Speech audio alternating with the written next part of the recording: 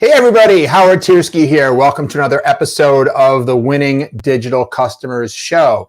An interesting question we want to pose today.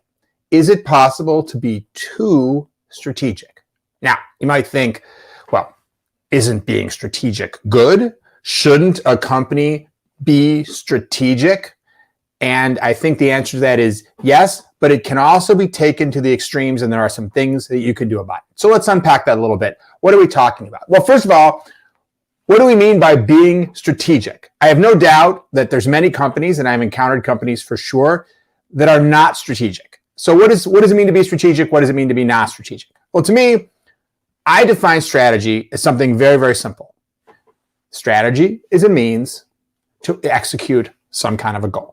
It's a strategy. If I want to go to the grocery store, I can create a strategy on how to get there. I could take the bus, I could take the train, I could call an Uber, I could walk, I could ride my bicycle. These are all strategies to achieve the goal of getting to the grocery store. If my goal is to get groceries at home, then I have some more strategies. I could use Instacart. I could ask my babysitter, my kid's babysitter to go to the grocery store, et cetera, et cetera, et cetera. So understanding that a strategy is composed of two components: clarity on what it is that you want, and a decision about how you're going to get there.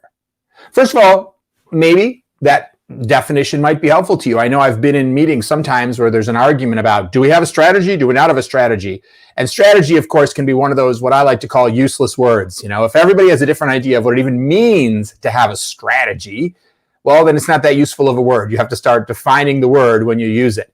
But to me, that's all a strategy is. Strategy is a plan to achieve a goal. Two parts, a plan and a goal. Just like this picture here of someone trying to shoot a target. Clear goal, center of the target, and presumably this person has a plan. They're using a type of a bow. They probably have been taught a certain way of looking and lining up the bow, or maybe there's a little notch on the bow. They line it up with the bullseye. They check the wind. If the wind is heading in a certain direction, maybe they offset a certain amount. This is their method, their strategy for achieving the specific desired outcome. And so I absolutely think there are times when companies have everyone running in a different direction, everyone trying to accomplish a different goal, everyone trying different mechanisms to achieve that goal, and that is for sure problematic. If everyone is trying to do different things, very rarely do you get an optimal result. But I want to suggest to you today that there is another end of that spectrum, and some companies fall into this a trap as well. And that's what we're going to talk about today.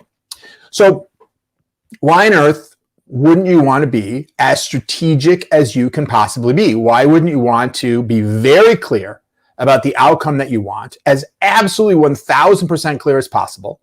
And why wouldn't you want to get everyone in your whole company absolutely rowing in the same direction, as they say, absolutely focused on achieving one strategy together? Well, there are some reasons why you might not want to take that to 100%. After all, what if you have a bad strategy? What if you have a plan for how to get where you want to go, but it doesn't work? Well, then you could be putting all your eggs in one basket, so to speak. And, you know, there are times when you may have a strategy that you can determine very, very quickly it's not working. That's one of the beauties of some types of digital, right? For example, with e-commerce, you can try a new email subject line and, you know, within a few hours probably see whether people are responding to it, is driving clicks to your website. So there are certain strategies that you can test super rapidly. But there are other strategies that really take time. For example, things that aren't designed to build customer relationships over months or years to drive more long-term customer loyalty. Well, it can be very difficult to determine quickly whether those strategies are working or not. There are tactics to try to do that, but nevertheless, there are many times, maybe you're building a new product you want to bring to market, but that product is going to take you 18 months, or you're going to create a new manufacturing process, but you have to build factories and that's going to take you 2 years to do. Or you're going after some sort of a government subsidization and that's going to take, you know, several years to get that approved. You may have strategies that will take quite a while to achieve and may not be clear for some time whether those strategies are actually going to work. So if you put all your eggs in one strategic basket, there's always the possibility that you're wrong about the method to achieve your goal. And by the way, there's also the possibility that you have either the wrong goal or not the optimal goal. You may think that it's all about, you know, expanding your business into China or going after millennials or launching a product, you know, compatible with Android or, whatever your target may be, it could turn out that target is not the best target. Perhaps because something quickly changes. I mean, after all, take what happened with COVID, right? That's a very extreme situation. But if your goal is to drive your customers to more and more marketing events, live marketing events, well, obviously, then that goal may not turn out to be such a good goal when something happens to sort of destroy that as a potential means of accomplishing whatever your ultimate end game is. But even in a not such a extreme example, there are many cases where companies failed to see a new trend. They failed to see a new opportunity. Western Union was focused on being the very best telegraph service that they could be, so much so that when the telephone came along, they saw it as a distraction and just focused on being the very best telegraph service they could be. And obviously, you could look at many other companies, whether it's Kodak or Blockbuster, dramatic examples of companies that kept their eye on the prize.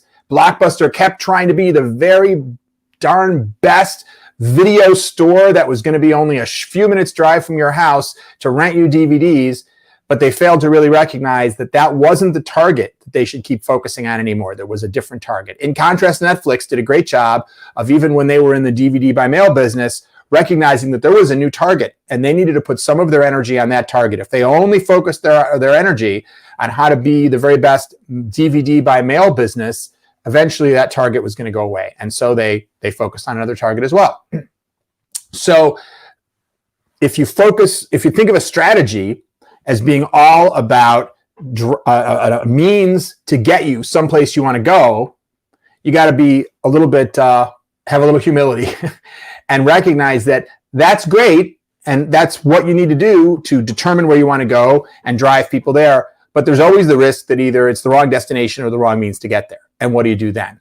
So the opportunity is to say, maybe I shouldn't be 100% strategic. Just like the human DNA, human DNA attempts to replicate itself with 100% accuracy. But we know, and even pre-human DNA, we know through the theory of evolution and Darwinism, that in fact, it's the variability, it's the mistakes, it's the non-strategic things that happen in the replication of that DNA that actually lead to evolution, that actually lead to improvement in the species. That's how we went from being, single-celled organisms to being human beings today. And who knows where that will go in the future. Perhaps in the future we'll be like the X-Men, we'll be able to fly and read people's minds, all because of what? Little mistakes.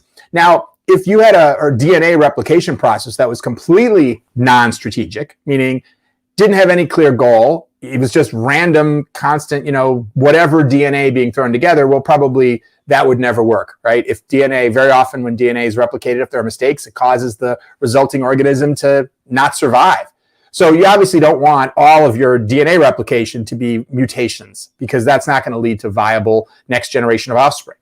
But if none of them are mutations, then you have no growth or evolution of your species. So you need to figure out what's a percentage that can work for that. Perhaps there's a balance that you want to have within your organization of mostly strategic activities, but carving out a certain amount of non-strategic activity space as well. There's maybe this kind of a Goldilocks balance of not too hard, not too soft. What's the right thing right in the middle? By the way, I never understood why it was that you had the mama bear, the daddy bear, and the baby bear. And obviously the mama bear is the middle, right? The mama bear was larger than the baby bear and smaller than the daddy bear. And yet it was the baby bear that was the just right? The daddy bear's porridge was too hot and the mama bear's was too cold, and the baby bear's, so that never made sense to me. It would seem like it should be the mama bear. She was the one in the middle, Yeah. Okay. Well, anyway, so let me give you a few examples. What can you do? Well, a famous example would be Google's 20% time. And for anyone who's not familiar, most of you probably are, Google has, for many, many years, has had a policy that everybody who works at Google can spend 20% of their time doing pretty much anything they want, expecting that it's going to be some project or idea that would benefit Google, meaning it's not meant to be you can be going and playing golf during this 20 minutes, unless you're coming up with the idea for Google Golf, I guess. How come? I wonder why there's no Google Golf. That would be the alliteration there would be kind of nice. Well, anyway, but that policy of saying, look, we may have a strategy as a company, there's something we're trying to accomplish, but if you're an employee here, you could spend 20% of your time in working on anything that interests you.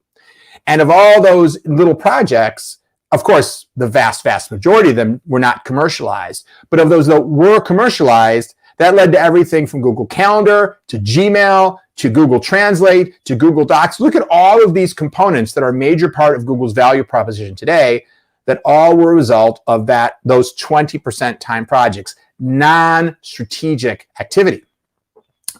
Many companies have a research and development wing, and sometimes that research and development team is told, this is our strategy. You must work on creating solutions to just this problem that we're trying to go after. But well-run research and development departments have a certain amount of that, but they're also allowed a certain amount of freedom. You put people in the research development team that are creative, that are original thinkers, and they may have problems that they're fascinated by and are trying to solve, and it's not clear how solving that problem is going to really help the company. At Bell Labs, when the transistor was invented, it was by people who were just fascinated by materials and the way materials might be able to be used to be sort of controlled by electricity. But it really wasn't clear when they were doing that original research exactly how such a thing would be used. It was only much later that after the original scientific research into materials and the way that materials, in terms of their conductivity could be impacted by electricity, that it was realized the potential for commercial application. So allowing a certain amount of that pure science, so to speak, which may not look like science in your organization because that R&D might be around marketing, it might be around customer service, new ways to handle the call center. It's not all going to be what looks like science, but it's the creative process of letting people explore what intuitively interests them with a certain percentage of non-strategic time has the potential to lead to big opportunities. Skunk Works projects as well.